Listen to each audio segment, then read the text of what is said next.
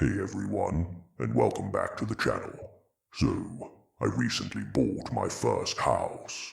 It's an old place, built in the early 1900s, full of character and, as it turns out, full of secrets.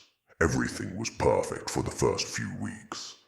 The usual creaks and groans of an old house were charming, almost like the house was settling in with me. But then, things started to get weird. It began with small noises. At first, I brushed them off as the pipes or the wind. But the sounds became more distinct. Tapping. Not like a branch against a window, but a rhythmic, deliberate tapping. It always came from the same wall in my study. I'd press my ear against the cold plaster, and it would stop, only to start again the moment I moved away. I started to joke with my friends that I had a ghost, but deep down, a seed of unease was planted. Then came the shuffling sounds. Late at night, when the whole world was quiet, I'd hear it. A soft dragging noise, like someone moving something heavy behind that same wall. My heart would pound in my chest. I checked the blueprints of the house. There were no hidden rooms, no secret passages, just solid walls. My rational mind was at war with what I was hearing. Was I losing it? Was the stress of the new house getting to me?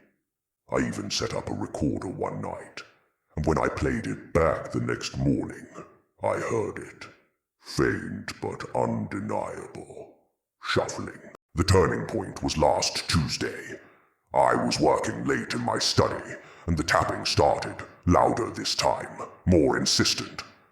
Frustrated and a little scared, I yelled out, "Who's there? Stop it!" And for the first time, there was a response. A faint, raspy whisper seeped through the wall. I couldn't make out the words, but it was a voice. A human voice. That's when the chilling realization hit me. This wasn't a ghost. It wasn't the pipes. Someone was living behind the walls of my house. I didn't sleep that night. The next morning, I called a contractor, my hands shaking. I told him I wanted to renovate the study, that I wanted to knock down that specific wall. He looked at me funny, but money talks. As his team started chipping away at the plaster, I held my breath.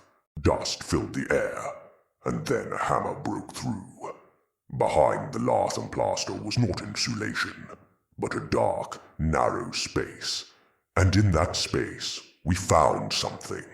An old, worn mattress, a few empty cans of food, and a small, tattered diary.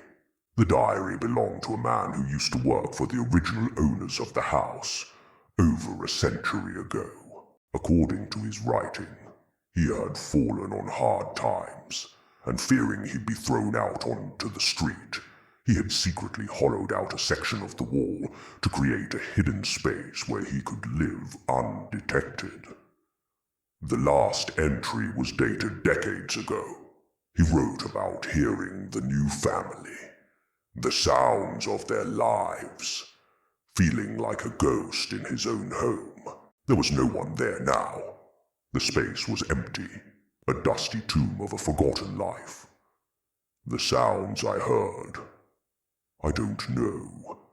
Maybe it was just the house, settling after all, my imagination running wild with its history. Or maybe, just maybe, some echoes of the past are louder than others. I've since repaired the wall, but I can't help but listen for the tapping, for the whispers from a man who once lived within my home. Thanks for listening to my story. If you've ever had a weird experience in an old house, let me know in the comments. And don't forget to like and subscribe for more content. See you next time.